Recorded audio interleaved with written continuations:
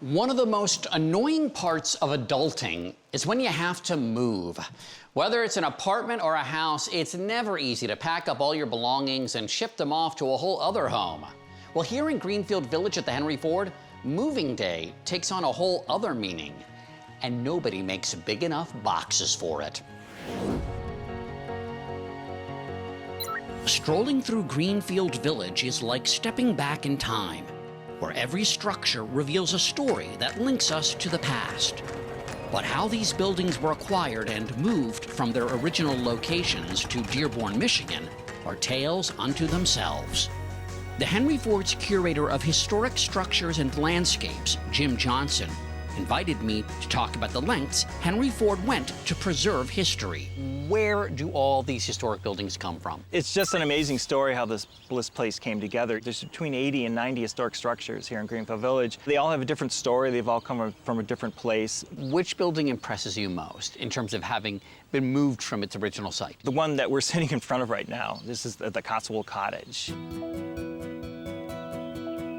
This process was a 2 to 3 year process, identifying the building, restoring the building in England with English craftsmen, dismantling the building, packing it, shipping it by rail, then container ship across the Atlantic Ocean to New York. Then it was shipped by rail here to Dearborn and then reassembled.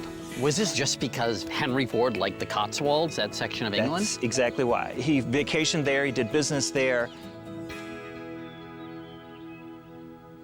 These tea sandwiches are great. Do they come with the cottage? It comes with tea, yes, here at the cottage. This is a big deal. What about the Logan County Courthouse? That's probably the most contentious of the acquisitions that Henry Ford got.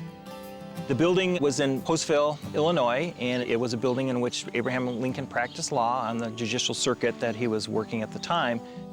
Henry Ford had to make a visit there to convince folks, say it was okay to move the building, and he did convince them, and very quickly, despite movements against him taking the building, he got the building down and got it moved here to Greenfield Village and reconstructed in a matter of weeks. At the time, Henry Ford was one of the world's most successful businessmen. If a historical building caught his eye, money was no object trying to acquire it. Are some of these buildings that for sure would have been destroyed, would have disappeared? Absolutely. A good example is the Webster house, which Henry Ford actually bought from the wrecking company. It stood on the campus of Yale University, and the building was slated for demolition. But they got there just in the nick of time to get it. And one of the most well-loved houses must be the Wright Brothers bicycle shop.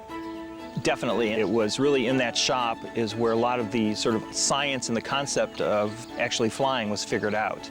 And Henry Ford bought it from the same man that was renting it to the Wright Brothers when they were developing the airplane there. So it was dismantled and moved here to Greenfield Village in the 1930s. How much longer can this go on acquiring buildings for the village? Well, our acreage here is close to 300 acres, and there's areas that be less than contiguous, but there's room to do all sorts of things. Well, it's been a pleasure eating and talking with you, and I hope we never have to leave, because honestly, I could move right in.